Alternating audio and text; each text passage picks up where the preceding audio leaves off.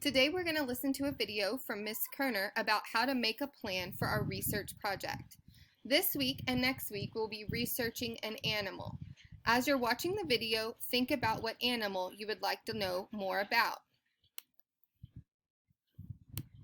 Hey guys, in writing this week we're going to be learning how to actually make and write a research paper. So we're going to be working on our research papers over the next 2 weeks. So we're going to learn exactly how to do a research paper this week, and then you're going to be writing it next week.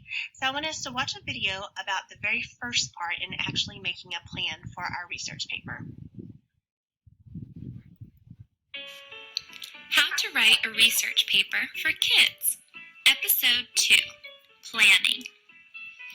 I'm writing a research paper about bats, but first I need to make a plan.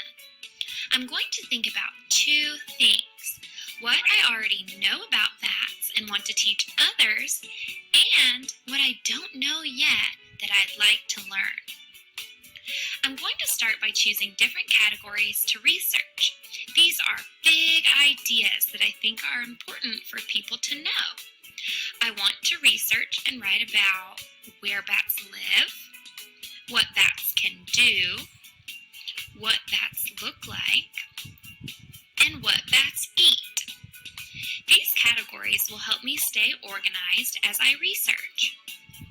So before I begin looking for information, I'll go ahead and write down anything I already know about each category and any questions I'd like to answer when I do my research. This is just a plan, so I don't have to write in full sentences yet. Where bats live. I think bats live in caves. When I research, I'll see if this is true. I'm also wondering if bats live near me in Georgia. What bats can do? Well, I know that bats can fly.